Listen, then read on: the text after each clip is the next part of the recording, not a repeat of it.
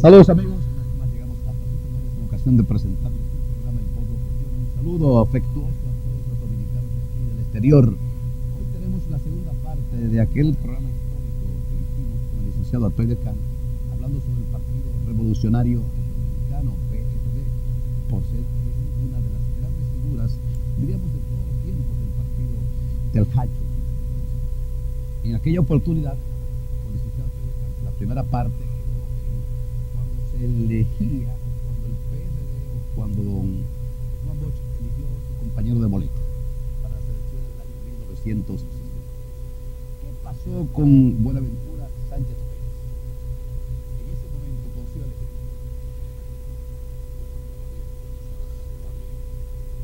Y amigas, programa y que por cierto, parece aquí hablando de historia del PRD, eso impactó mucho. Miles de personas que no sabían la conocieron con usted. Se celebró en el que escogió al próximo.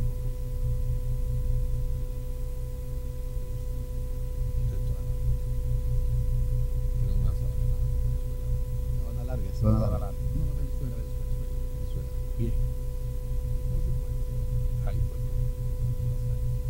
feliz.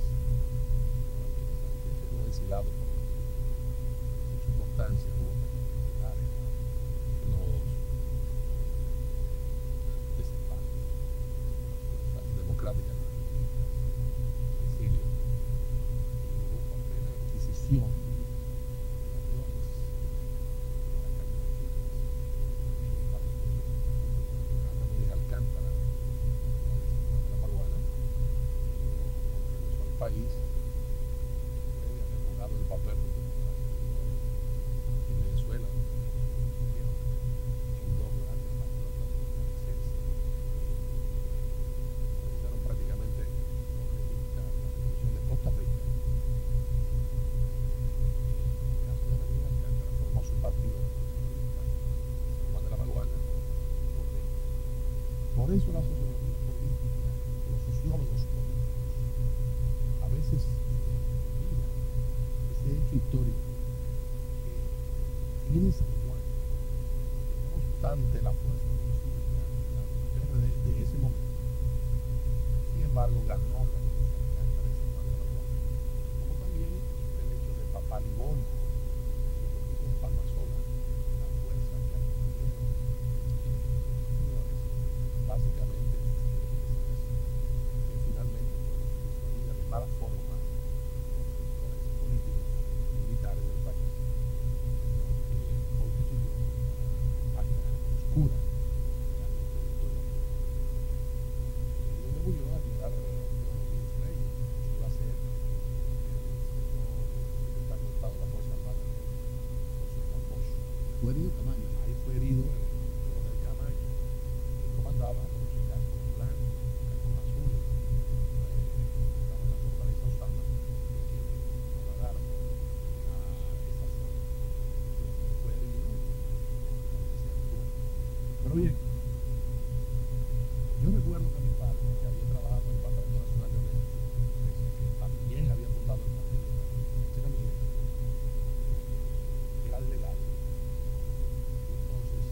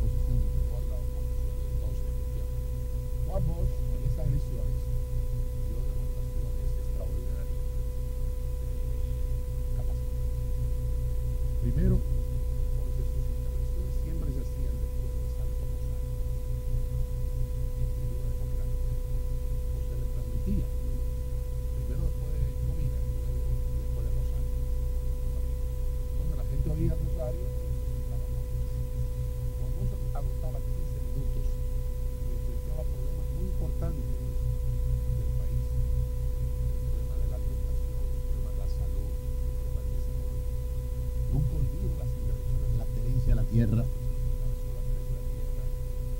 Cómo había que garantizarle un nivelito de dignidad y también de protección para la salud de cualquier hijo de la familia que entrara en serios quebrados.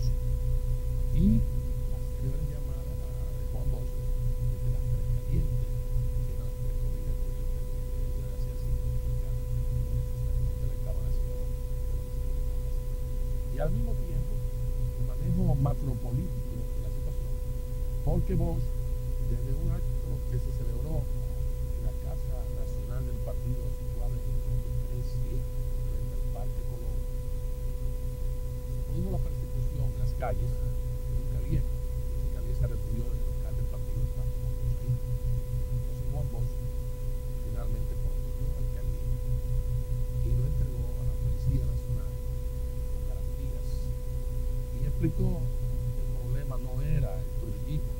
Trujillo sin Trujillo ya no tiene razón. Y ese fue un mandado a las Fuerzas Armadas muy importante. Las Fuerzas Armadas pesaban mucho. Esas Fuerzas Armadas tenían esposas, tenían hijos, tenían familiares. Esas Fuerzas Armadas que en gran parte estaban asustadas por la política de Unión Cívica Nacional, donde el candidato presidencial, extraordinaria figura nacional, patriarca, don Viriato Alberto Fiallo, planteaba que él tenía 7 látigos. No, que de llegar vendría con 5 látigos. Que en definitiva iba a emplear contra una serie de sectores que habían acomodado al país durante muchos años. Entonces, yo recuerdo que ante los látigos de don Viriato, Bosch salió diciendo que él llegaba sin látigo, que él llegaba Ya lo del borrón y cuenta nueva. con las fuerzas armadas, que él llegaba convencido de la necesidad. La palabra borrón y cuenta nueva no le empleó. Lo que él sí empleó es el hecho de que el problema ya no era los trujillistas y entonces que ya no había por qué hacer retaliaciones. Eso sí, pero por supuesto planteando de modo muy claro la necesidad de la transparencia. ¿Un discurso político buscando el apoyo de los trujillistas o fue realmente un discurso buscando la unidad del pueblo dominicano? Yo creo que tenía Ya primero la táctica política. Por ejemplo, el borrón y cuenta nueva fue una tesis empleada en Cuba antes de Frío sobre Raza, como también la expresión de vergüenza contra dinero fue empleada en los gobiernos cubanos, básicamente en la campaña política.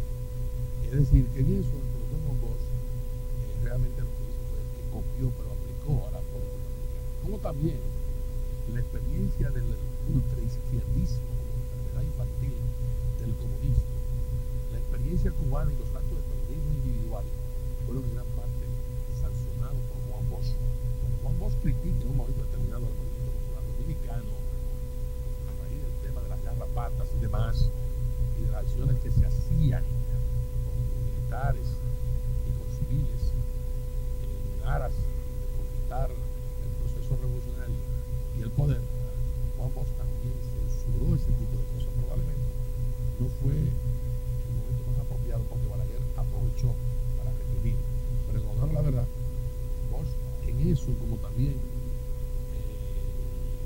su gran conocimiento sobre Martí, cuando Bosch analizaba que había cosas que no se veían, que a veces era más importante que las que se veían. Del mismo modo, cuando Juan Bosch hizo una campaña de llevar al doctor Joaquín Balaguer a su propia legalidad, pero Bosch fue un gran táctico y un gran estratega. Hay que recordar cómo también la emisora de la Iglesia Católica en La Vega, el Radio Santa María, era una emisora difícil.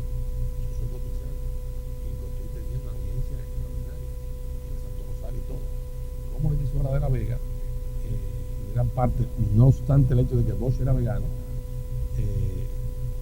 combatió a Bosch de modo y manera que Bosch no gane La Vega. Para que estemos claros, en la provincia de La Vega, Bosch pierde Su provincia. en su provincia por la fuerza de la iglesia. Sin embargo, Bosch ganó en todas las demás provincias prácticamente del país y Un valió 60%. 62% casi las elecciones, 600 y tantos mil votos contra 300 y pico de mil votos de Unión Cívica Nacional. Claro, habría que también analizar que un patriarca como era Viriato Fiallo era en gran parte había alcanzado niveles extraordinarios de popularidad, no solamente por su lucha antitrujillista, sino por el hecho de que el movimiento político que asumía era el movimiento de Unión Cívica Nacional. La conversión en partido político de Unión Cívica De Nacional, movimiento patriótico a partido político, ahí fue un tránsito que realmente el país no lo aceptó y no aprovechó esa situación. Hay que recordar también las polémicas que tuvo Juan Bosch con sectores determinados. Por ejemplo, nosotros distribuíamos en Cotuí las charlas de Bosch que se imprimían luego en un papel periódico y se nos mandaba por miles a los distintos comités de base y municipales de todo el país. Nunca olvido que Juan Bosch vestía mucho un saco de cuadro y estaba él hincado en la iglesia de las Mercedes en una misa junto con doña Carmen también escuchando misa, y eso nosotros lo difundimos muchísimo ante la ofensiva de mi profesor Láutico García, profesor posterior en la Universidad Autónoma de Santo Domingo. Láutico García, padre jesuita, una inversión en cultura, un hombre muy capaz, sostuvo una gran polémica con el profesor Juan Bosch. Creo que Láutico, también la campaña política, la presión política, deformaron su figura. Fue un gran hombre, Láutico García, un gran sacerdote, humilde sacerdote, muy capaz. Como jesuita al fin, un hombre de armas a tomar, no solamente por la forma en que se constituyó la Compañía de Jesús en San Ignacio de Loyola, sino lo que representaba. Bosch planteaba que Láutico, la iglesia lo habían acusado de que él era comunista, y entonces Láutico García asumió una serie de argumentos que en gran parte fueron despejados, para decirlo en palabras más diplomáticas, por el profesor Juan Bosch. Y Juan Bosch ganó aquella primera gran polémica nacional que el país conoció, arbitrada en ese momento por Salvador Pitaluga Aguilar, que a su vez tenía un programa de televisión que se llamaba Ante la Prensa. Quiero recordar eso porque los programas de Top Shop y los programas de panel, hay que recordar ese primer programa y dos programas posteriores. Uno, el de Alberto Amengual, y el otro, de Silvio de los Burgos, que han sido los programas pioneros que el país ha tenido en esa situación. De esos tres, Ante la Prensa perdió, y el pueblo cuestiona y se han perdurado, han continuado por más de 40 años. Ante la Prensa finalizó el 24 de septiembre, el día antes del derrocamiento de Juan Bosch, porque Salvador se tuvo que ir al exilio hasta después de la revolución, y es cuando en la primera semana de abril del 66 surge Sea Usted el Jurado. Correcto. Bueno, sigo diciendo que Juan Bosch entonces fue escogido presidente y González Tamayo. Juan Bosch era un hombre profundamente correcto en materia de manejo de recursos. Hasta su último hálito de vida. Y lo quiero decir como testimonio público, porque yo he sido coprotagonista en ocasiones en la lucha política, pero también he sido testigo de excepción. Fíjense, hay que consignar algo que, aunque hoy tal vez para muchas personas no tiene mucha importancia, pero en ese momento sí, don Juan Bosch no terminaba sus intervenciones y decir hasta mañana, si Dios quiere, dominicano. Así mismo. Y eso calaba mucho en el ánimo de un pueblo creyente, sí, y sobre todo el campesinado. Pero recuerda también que después hubo una polémica menos impacto, que fue la de Ignacio Ramírez con Caonabo Javier Castillo. La polémica de Bosch con Láutico García fue el 15 de diciembre, 5 días antes de las elecciones. Correcto. Ignacio Ramírez era un chileno. No, peruano. Era peruano. Peruano, izquierdista en una etapa y después anticomunista, rabioso. Y entonces polemizó con Caonabo Javier, que era social cristiano, además muy polémica. Que lo derrotó Caonabo Javier. Sí. Y la otra polémica fue la mía sostenida con el doctor Marino Vinicio Castillo. Eso fue después de las elecciones del 78. Después de las elecciones, no, después de las elecciones del 78, a raíz del gacetazo y del robo que hicieron los reformistas prácticamente del Poder Judicial y del Poder Legislativo, especialmente del Senado de la República. Hay que recordar que yo presidí diputados en esa etapa y que presidí Peralta Pérez, el senador de la República, con quien mantuvo una muy buena relación. Licenciado, el PRD ya gana las elecciones del año 1962, seguramente al 27. No, pero antes de eso, déjame explicar. Una cosa, cuando estamos hablando de conducta, del comportamiento con vos, que yo quiero recordar, que sus llamados discípulos posteriores nunca han empleado. Cuando vos llegó a Obras Públicas, siendo secretario de Estado, yo soy siendo presidente de la República, designó a un hermano de Riquillo de Rosario Ceballos como secretario de Estado de Obras Públicas. Y el profesor Monbosch designó dos cadetes para pagar. ¿Cadetes para pagar? Sí. Los cadetes de las Fuerzas Armadas. No sabía eso. Sí. Los cadetes de las Fuerzas Armadas, en una señal, una demostración de transparencia. Y muchos cheques sobraron. Muchos cheques sobraron. Muchos cheques sobraron. Sí, porque ya entonces se hicieron esos pagos de modo personal. Y eso lo hizo Juan Bosch. Digo esto porque también recuerdo en la división del Instituto Dominicano de Seguros Sociales, cuando Tancredo Dulú, el doctor Tancredo Dulú lo dirigía, que ocurrió un acto de corrupción y el profesor Juan Bosch hizo cambio y designó al doctor Lora, el papá de Ana Mitina Lora, vegano, casado con una hija de Porfirio Gómez, que era legislador. ¿Cómo se llamaba el señor Lora? No Milán Lora. No, Milán Lora es otro caso. Okay. No. Milán Lora fue un gran activista y dirigente del PRD, junto con Emiliano Paulús y Moisés Rosario Tejada, entre otros. Fue director de la cédula durante el gobierno de Camaño. Un hombre muy serio, papá del arquitecto Milán Lora, que está vivo, digo que está vivo, es el padre. Un hombre muy serio, delgado, blanco, pequeño. Pero te quiero decir esto porque después apareció la Alianza Socialdemócrata con don Juan Isidro Jiménez de León, un extraordinario político, médico graduado en Francia y además gran orador y un hombre de muchos conocimientos, básicamente en materia de sociología y en materia de filosofía. Un hombre de cierta prosapia en términos de descendencia santiaguera, y como tal, don Juan Isidro asumió una actitud sumamente combativa contra Juan Bosch. Por su enemistad con él. Venían arrastrando diferencias, especialmente en el acuerdo al que Juan Bosch llegó para el acueducto de Santo Domingo. Porque Juan Bosch fue previsor el contrato de la obra. Exactamente. Fue previsor y el acueducto donde se iban a represar las aguas del río Jaina y de Madrigal, básicamente en el 42, a la vera, como se diría. Kilómetro 42. La Sabana de los Muertos, hoy conocida como Villa Altagracia. Así se llamaba Villa Altagracia antes. Entonces, ocurrieron aquellos acontecimientos. Ese criterio asumido por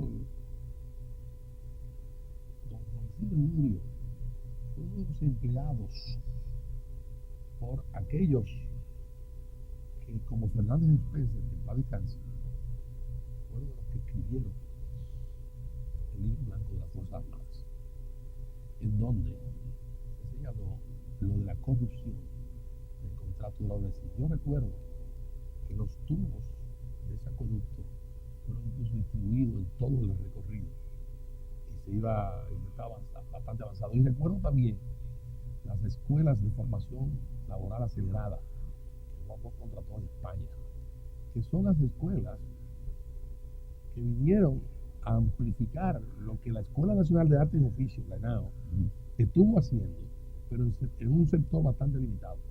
Y esas 6 escuelas, con aquellos equipos de tornos y demás que Juan Bosch trajo, finalmente se instalaron en algunas partes, y unas sirvieron para las Fuerzas Armadas, pero también abortaron porque el gobierno septembrino no pudo desarrollarse en todo su esplendor. Tengo que admitir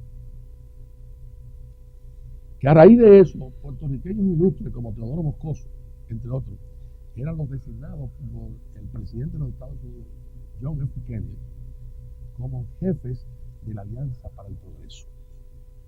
En esa acción, el gobierno del profesor Juan Bosch, cuando visitó a Kennedy, recibió la promesa de que iba a recibir unos $25 millones de ayuda de la Alianza para el Progreso. Ayuda que finalmente no pudo ser cuajada. Juan Bosch probablemente cometió un error táctico, porque con su preocupación en relación con el dólar y el peso dominicano, trató de sanear la economía nacional sin hacer una labor de empleo masivo, temporal, como en algún momento desarrolló el Consejo de Estado. Por ejemplo, Consejo de Estado, que todo el país recuerda, encabezado por don Rafael Filiberto Bonelli, en donde estaba el padre, el señor Eliseo Pérez Sánchez. Y don Antonio Inverbarrera, Luis Jamía Matió. Don Antonio Inverbarrera, Luis Jamía Matió. El doctor Pichardo. Sí, el doctor Fernández Caminero. El doctor Fernández Caminero. Quiero decir, Eliseo Pérez Sánchez. Sí, en honor del doctor Pichardo, la siguiente expresión que le dijo el mismo Bosch: es un pequeño sabio. Y esa es una historia sobre la salud de Juan Bosch que después yo puedo contar, porque tanto el doctor Víctor de Camps Cáceres como quien habla, en un momento en que Juan Bosch tuvo una dolencia de espalda, recorrimos varias consultas médicas.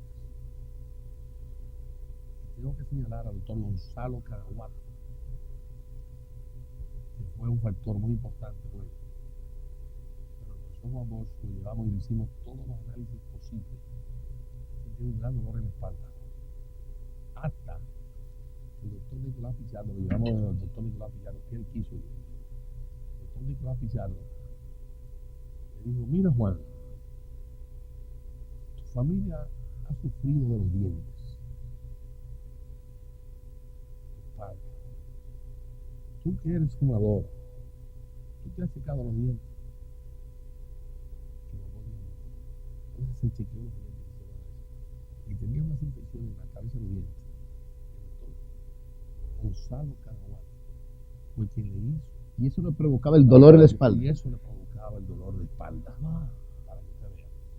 Yo recuerdo que Juan Bosch estaba desesperado por esa molestia. Claro, no lo decía, ni mucho menos, pero hicimos, Víctor de Camps Cáceres llevó, yo conducí el carro, donde muchos médicos, de muchos análisis que se hizo. Pero el doctor Pichardo fue quien dio, y quiero decir que Juan Bosch en eso admitió, no obstante, el hecho de que Juan Bosch peleó con el Consejo de Estado y no invitó a los miembros del Consejo de Estado a la transmisión de mando.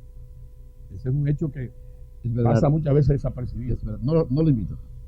No los invitó.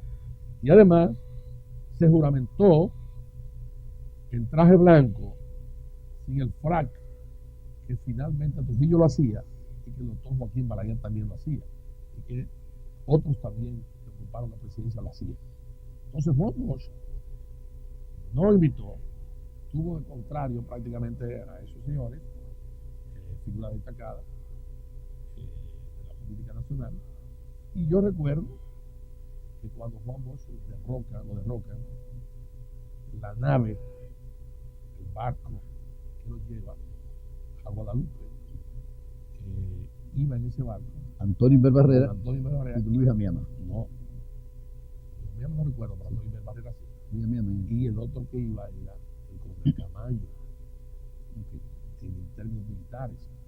Y los días de la vida, aquel que luego jugó papel glorioso, ¿no? Entonces, se le hizo un poco, bueno, bastante daño. Quiero señalar que también había una emisora de radio con mucha audiencia, La Voz del Trópico, y que ahí estaban figuras estelares, como mi amigo Rafael Bonilla Ibar. Periódico del Aire. Sí. Así se llamaba el programa. Sí. Potenquín. Potenquín sí era en la noche, pero el programa era de don Rafael Bonilla Ibar, donde comparecían allí Juan Isidro Jiménez Grullón, Mario Rivittini, el mismo Ramírez Alcántara comparecía a ese programa. Con Mario Rivittini, que también fue un político excepcional, muy capaz. Yo aprecio mucho, que desgraciadamente murió no hace mucho. Y que produjo finalmente unos libros que muy importantes, y creo que hay uno que sobre Trujillo se ha publicado. Y Trujillo de cerca, muy interesante. Una figura que se exiló en la embajada de Brasil en un momento determinado, siendo su familia y él muy amigos de Trujillo, ¿sí? Y demás. Y él fue de los primeros que asumió la doctrina social cristiana. Luego tuvo división, diferencias con los social cristianos del ala de don Alfonso Manuel Martínez, que era también otra figura extraordinaria. Y ahí tengo que mencionar el hecho de que él formó el partido que tenía un símbolo que era un pescadito. Demócrata Cristiano. Partido Demócrata Cristiano, efectivamente. Pues bien, ellos fueron parte de los que finalmente suscribieron el golpe de Estado contra el José Gómez. Yo le pregunté a un familiar muy cercano, Horacio Julio Orden, que fundó Vanguardia Revolucionaria Dominicana. Horacio Julio Orden, después de su acción, Horacio se casó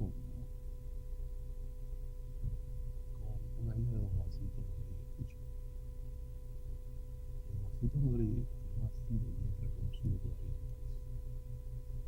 Ese caballero dedicó su fortuna y su vida a sus hijos, prácticamente. Para suicidarse justamente un mes antes de la muerte de Trujillo. Por la vida. En Caracas. Maracaibo. Venezuela. Se suicidó a la casa de un hijo de una hija de un hijo de claro, él no pudo soportar también La muerte de su hijo. la muerte de su hijo y todo aquel proceso de Cayo Conflictos. ¿Y qué pasa después del derrocamiento de don Juan Bosch? Yo recuerdo que el Partido Vanguardia Revolucionaria Dominicana tenía de música el himno sobre el río Guay. Exacto. Que era muy bonito.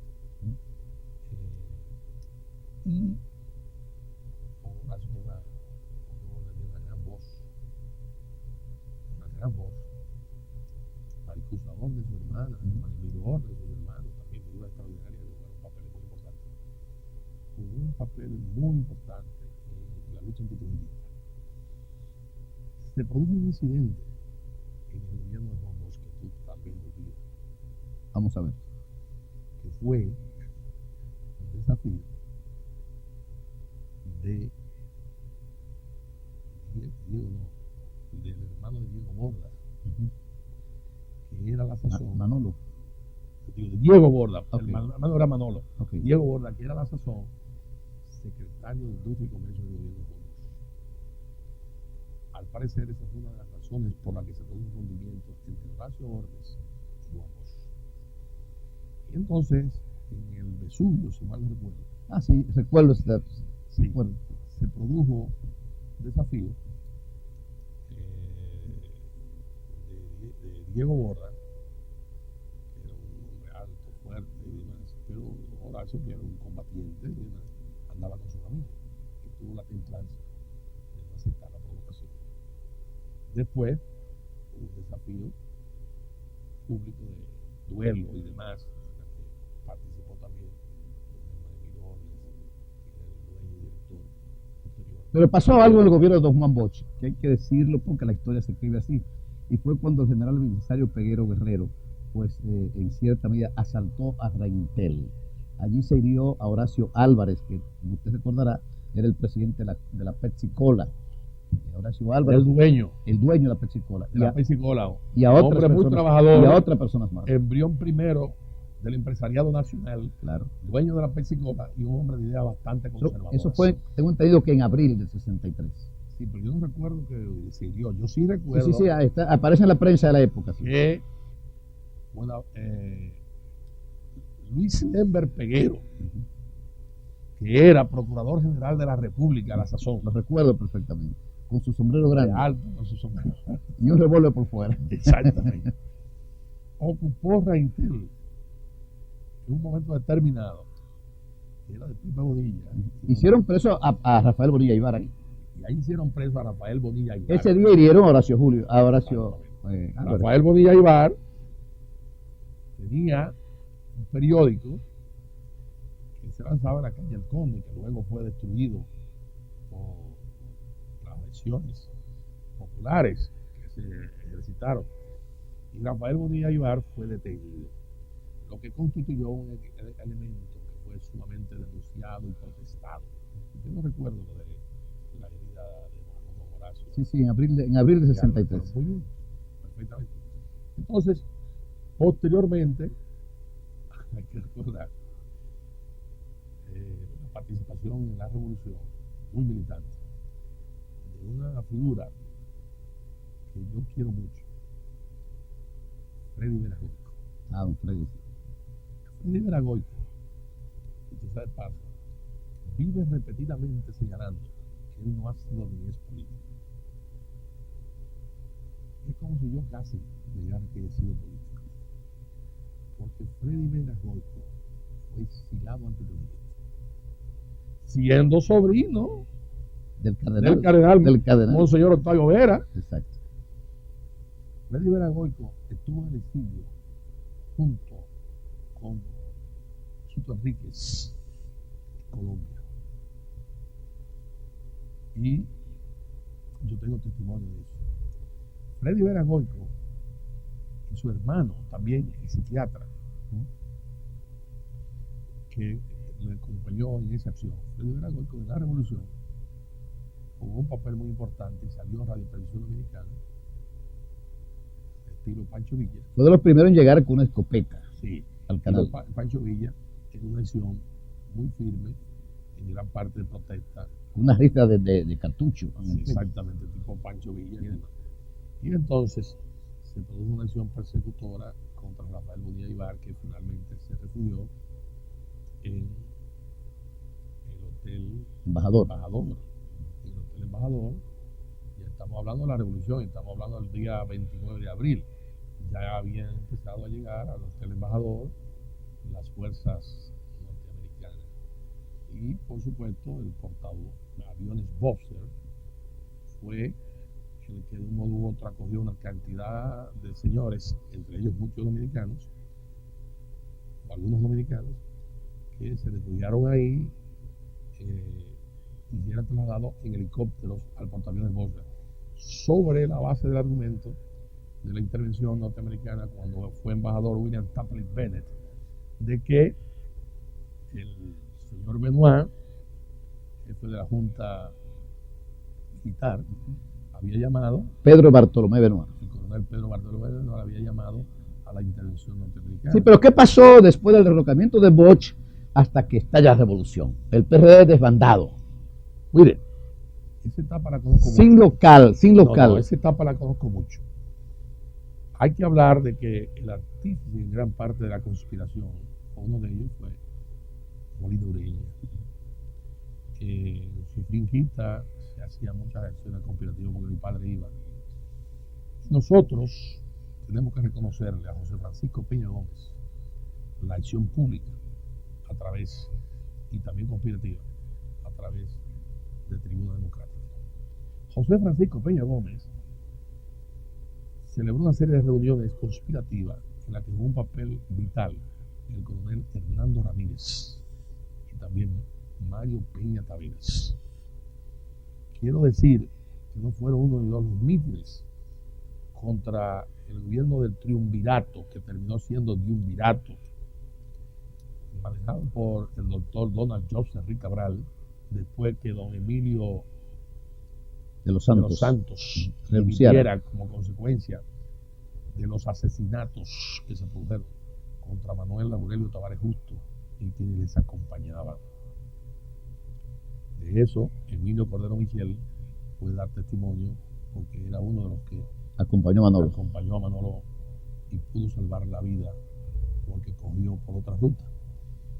Los que creyeron en que se le iba a perdonar la vida cuando se rindieron, en definitiva, no resultó así y fueron asesinados cobardemente. Y eso generó la renuncia de don Emilio de los Santos. Pero entonces vino el gobierno del triunvirato del doctor Don Dios Ari Cabral. Y las manifestaciones que se hicieron, yo acompañé muchas veces a mis padres, a mi madre, en el Parque Rubén Darío, en el Parque Independencia, cómo eran destruidas esas manifestaciones a bombazo limpio. El Parque Rubén Darío, el que está en el malecón, en el obelisco. El obelisco Hembra. Obelisco Hembra. Exactamente. Ahí es cuando llega don Juan Bosch y abraza a Camaño el 25 de septiembre de 1965. Hay una fotografía famosa donde está varón Atilio Suero Cedeño, ahí de fondo, y también Gerardo Marte y otros militares constitucionalistas y demás, y por supuesto Ercilio Veloz Burgo. Y don Luis Acosta Tejeda, éramos locutores. Éramos locutores. Don Luis Acosta Tejeda, que tampoco se ha hecho reconocer. Es y fue un locutor de Radio Televisión Dominicana que terminó de origen cubano, que terminó en Radio Constitucionalista y que hizo famosa aquella frase: un día más dominicano. Exactamente. Y que identificó a Radio Santo Domingo Revolucionario. Hay que mencionar también a este famoso, conocido cantante dominicano que participó, Fernando Casado. Yo le voy a facilitar a usted, como hombre amante de la historia y como protagonista, el póster que hicimos de los locutores de la Revolución. Correcto. Solamente, y escúcheme lo que está tu amigo Núñez Fernández también. Escúcheme, que solamente eso está aquí. Muy bien. Aquí, el Archivo General de la Nación, la Universidad Autónoma de Santo Domingo y Ercilio Veloz. Y lo va a tener ahora a pie de cancha. Le agradezco una copia. Los 32 locutores de la Revolución. Magnífico. Con los nombres, con las fotos de 25 locutores de la Revolución. Hay que mencionar a aquel señor que en ocasiones colaboraba mucho con Peña Gómez, que creo que está vivo, que luego fue reformista también, que escribía mucho y que escribía muy bien, y que era también salida en ocasiones en la Revolución. Eugenio Mota Contín. Sí, pero Eugenio Mota Contín colaboraba a nivel de la prensa. En los locutores no estaba. No estaba. ¿Quiere voy a dar el poste a usted? Perfecto. Para que usted lo tenga. ¿Cómo no? No, de acuerdo a Pedro Vargas. Ahí están todos. Pero, ¿cómo encabeza? ¿Quién encabeza ese póster que se hizo? José Francisco Peña Gómez, porque fue la primera voz de la Revolución el 24 de abril a las 1:30 de la tarde. 1:30 por Radio Comercial, emisora de José Brea Peña. Y llamó a la Revolución informando del apresamiento de la Jefatura de Estado Mayor encabezada por Rivera Cuesta. Y eso fue en el campamento de aquí, donde estaba Pedro Enrique Ureña. El 6:30. 6:30. 26, no recuerdo cómo se llamaba el campamento. Y yo recuerdo haber ido con Bienvenido Mieses y con Fran González, mi primo hermano, a trasladar militares de esa zona a la cabeza del puente, donde aparecen aquellos célebres camiones que usaba el CEA, Catarey, que atravesaban el puente como obstáculo para que los tanques no pasaran. Que pasaran las tropas de San Isidro. Y hay que recordar la participación entonces también de los cadetes de San Isidro que se fueron hacia San Pedro de Macorís.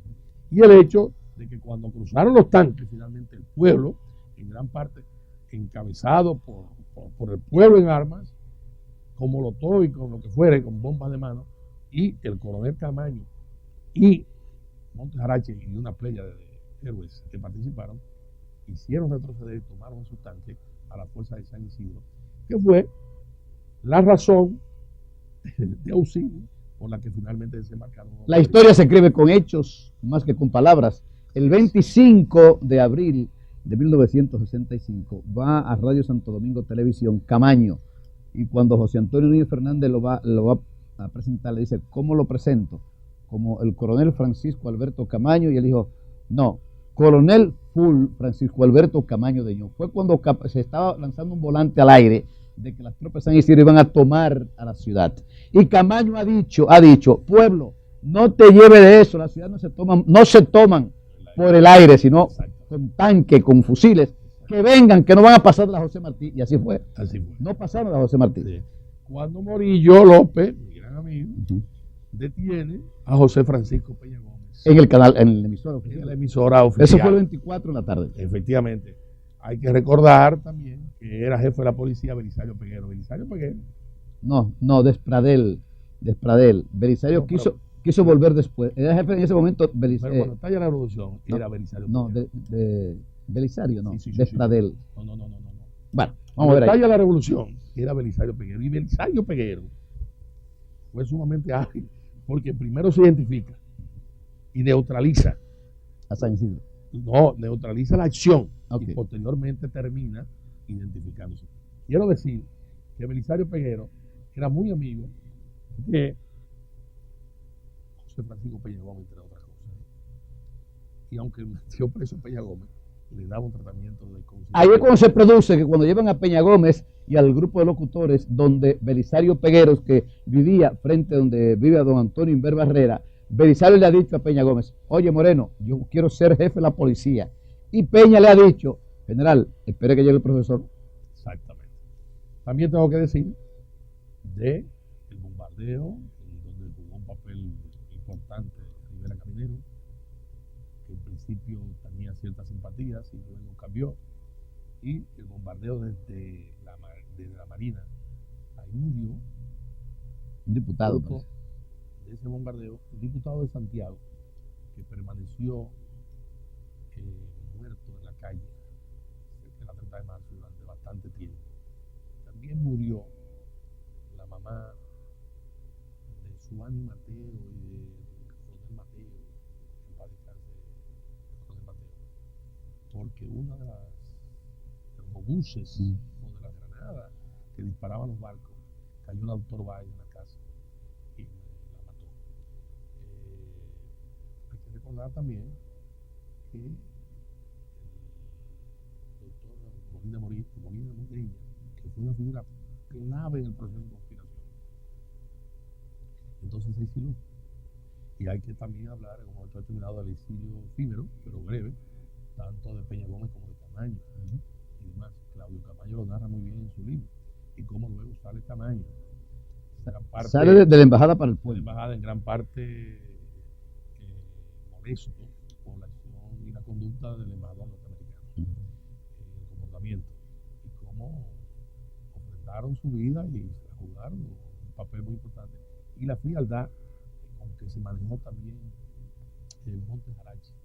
De Montes Arache podemos hablar también en su momento. Pero ese proceso, don Enrique quería reelegirse. Y yo lo digo con la autoridad e información que me da el hecho de que un tío mío, Mariano de Camps, hermano de mi padre, era inspector al servicio de la presidencia y era partidario de don Enrique Cabral. Y en un momento determinado, tío Mariano, que era un hombre muy particular, muy amigo de Rafa Gamonte, se cruza, y además medio no partidario también del Liga Huesa, cruza la zona constitucionalista.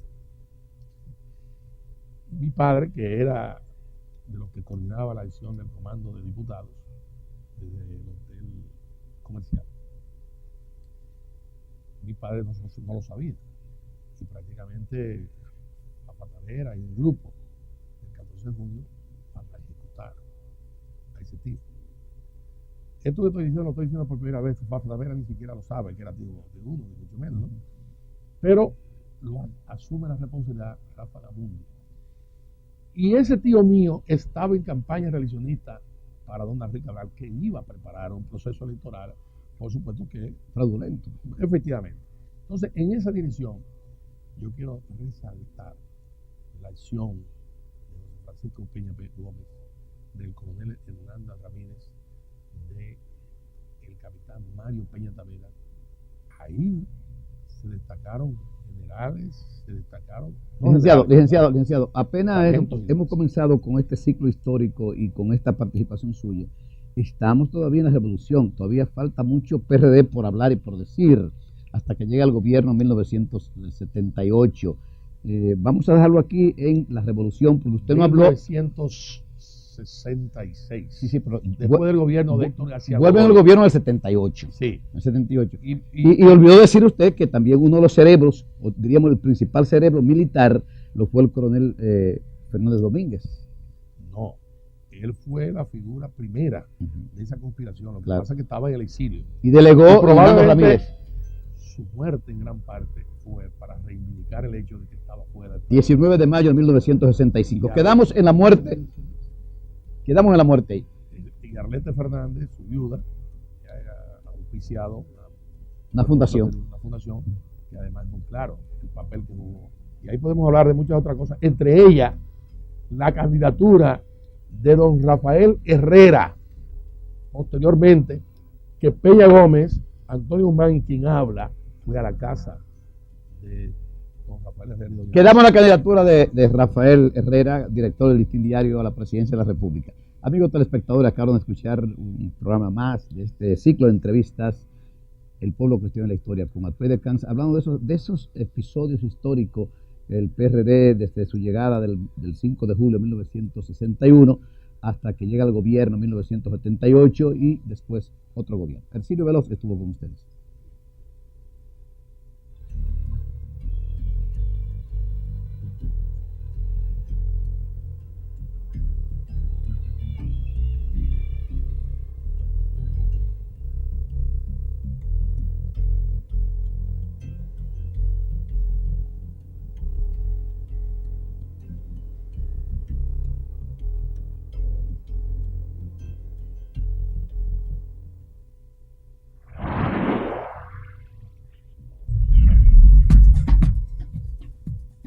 Santo Domingo TV, canales 24 y 64.